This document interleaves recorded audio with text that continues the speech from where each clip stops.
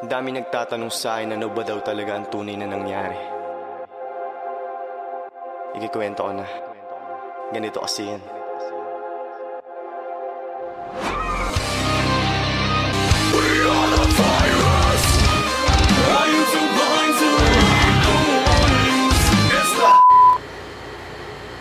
Kailangan mo ba talaga nakabarong ako o nakapormal dito?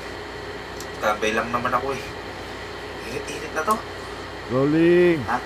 Ay, rolling na po ba? Oo. Okay. Okay po. Ayan. Reklamo ka ba? Tambay ka na nga lang eh. Magandang araw po sa inyong lahat. Ako po si Kevin Kabinbin at isa akong marangal na tambay. Napakasarap po na maging isang marangal na tambay dahil umurong ka lang ng konti, pwede ka nang umandar sa araw-araw. So yun lang ang isang ambag ng professional tambay dito sa bahay. Pero sa mundo, wala akong ambag dahil isa akong professional tambay. At dahil hawak mo ang oras mo, ikaw ang boss. Ito kanina pa ako kinukulit na to eh. Nagbabag ako dito eh ha. Hoy! Hoy! Hoy! Hoy! Hoy! Hoy! Ano bang problema mo? Ha? Pinapakain naman kita ya. Huwag mo ako sinisigaw ah. Ay! Sit! Sit! Sit! Sit! Aliyo! Kung hindi pa po kayo nakakakita ng taong roll-on, so eri po yung mga taong roll-on, ayan, may pag hinimas-himas nyo ganyan.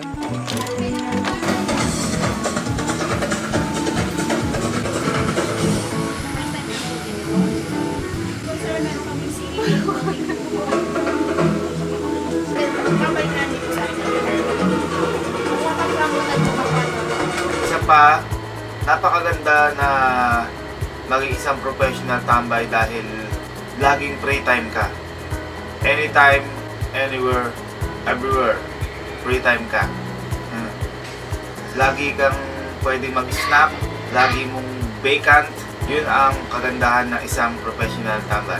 Ang pakonsuelo mo lang sa pagiging professional tambay ay gumawa ka lang ng gawaing bahay, okay na. Kung sa mga nagtatrabaho ay hinihintay nila ang kinsenas at 30 dahil susweldo na sila, kapag professional tambay ka, sila ang hinihintay mo na makatanggap sa kinsenas at 30. Dahil kailangan mo manghingi sa kanila ng pera.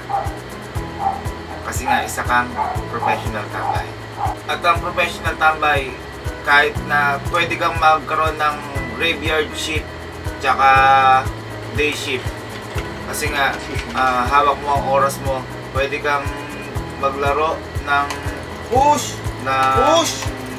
madaling araw, pwede kang maglaro ng umaga, pwede ka rin maglaro buong araw kahit hindi ka matulog. Kasi nga isa kang professional tambay. Kapag professional tambay ka, kailangan willing ka i-sacrifice yung course mo. 2 years, 3 years, 4 years course man yan, o kahit 6 months course yan, kailangan i-sacrifice mo.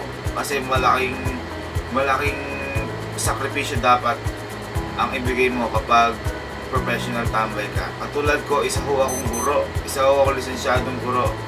Pero sinakripisyo ko yon para maging isang professional tambay.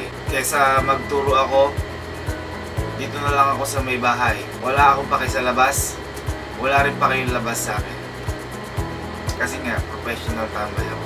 Ang pinakamasarap sa maging professional tambay hindi katulad ng mga nagtatrabaho na kapag nagtrabaho ka, kailangan may pangkain ka sa sarili mo.